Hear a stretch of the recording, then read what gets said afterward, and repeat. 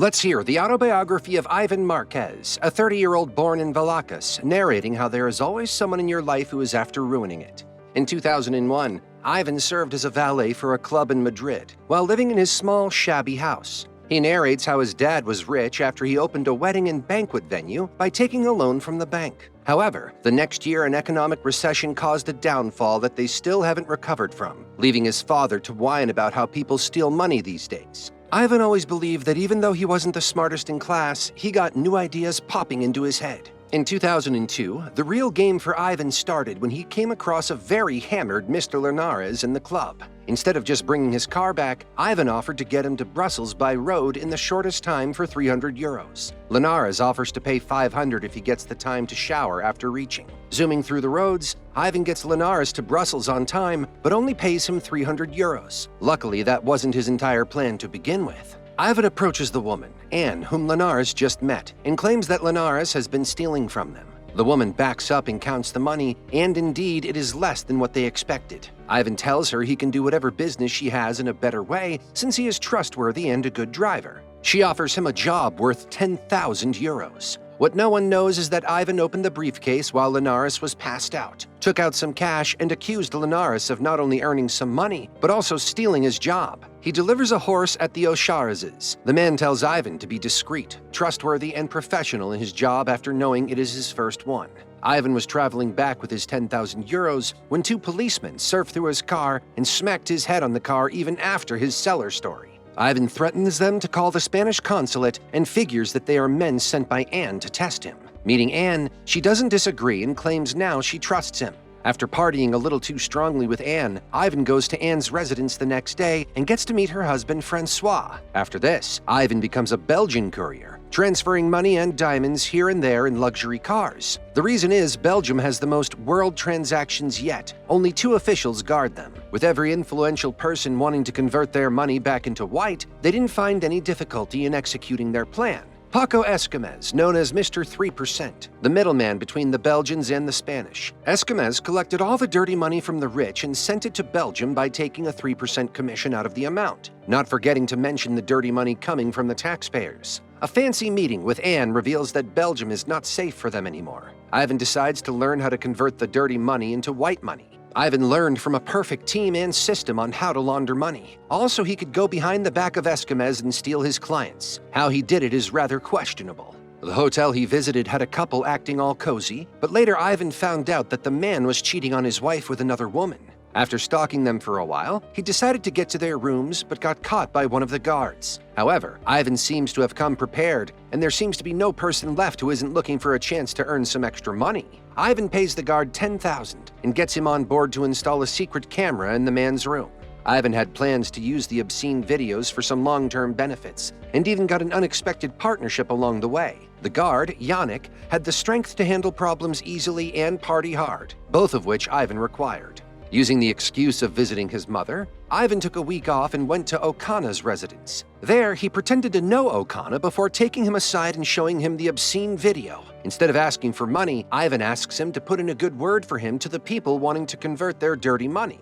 After informing Ivan and Yannick about every special personality at the party, Okana takes the people inside for a meeting before telling them that Ivan is their nephew and they should trust him to get their money from Spain to Switzerland. What Ivan didn't know was that the event was being scrutinized by the Financial and Fiscal Crimes Unit. Okana gave a killer dramatic speech about how Ivan can give them easy, protected, and faster access to money as compared to Escamez, who is no longer a hidden figure anymore. Anne is pleased with the idea and impressed by Ivan, as he ensures that Escamez won't be affected that much by what he is doing.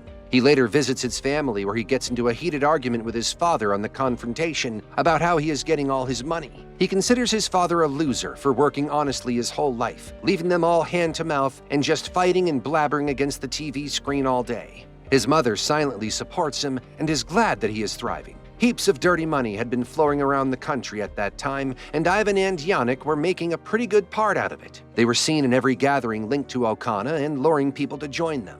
The finance chief, Roig, also seemed to have developed an interest in his former valet trying to make easy money. Escamez appears at a yacht party by Okana and warns Ivan to be ready to face the consequences of stealing his clients, since he doesn't like competition.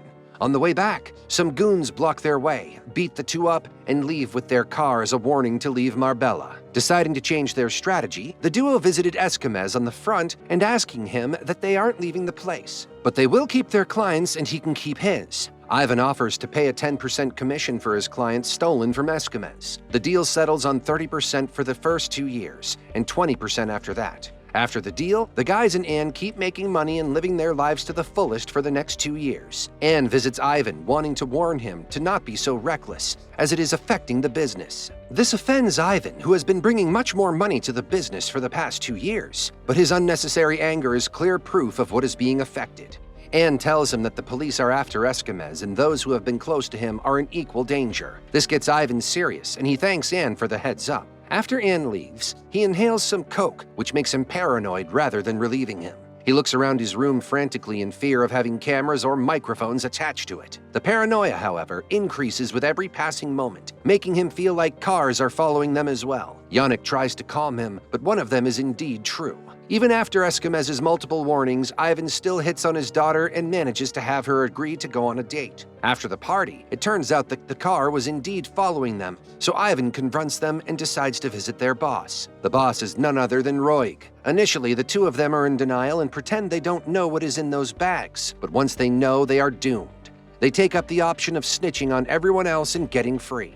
Now all they have to do is make sure nobody realizes they are the one who snitched. He calls Letty and takes her on a private trip abroad, making it seem like he was already on a holiday while others got arrested. This way it will seem like he would have also been arrested if not abroad right now, and he needs to go undercover later. However, this thing goes for long enough to make him lose all his money since he has already been spending a lot on partying. All that ends when his father passes away without him getting to sit and talk things out with him. This results in his return back home.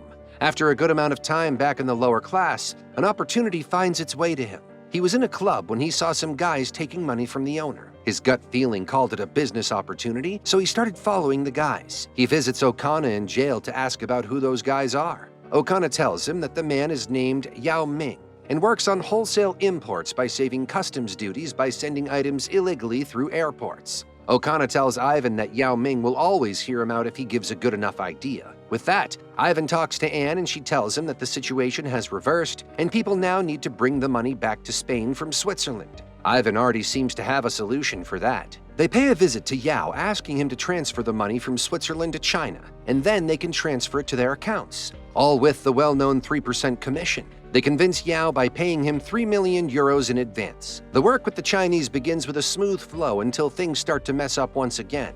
The guy, Falciani, who was a software engineer, hired to work in all the money laundering, had revealed a list of all the fraudulently, including Anne and Ivan, to the press. The two decide to flee but start getting chased right away. They are abducted in the middle of the way and the kidnappers turn out to be the Chinese. Yao is sure that Ivan might snitch on him like he did before and is about to kill him for his better, but Ivan offers to leave the country with his money and make sure it safely lands in China. Successfully reaching China, Ivan assumes things are going to get better for a while, but only if that is how life works. He is chased down and arrested in China, then brought back to Spain right in front of Roig. His father had told them that the bigger identities always roam free, while smartasses like him end up in jail, and damn right it happened. And this time, it was Anne who chose freedom over love and handed him to the police, something he would have done if in her place. So Ivan says that there is always someone aiming to ruin your life, but it all seems to be the game of karma hitting him perfectly. But it's true when he said that money corrupts people, and a large amount of money corrupts you a hell of a lot.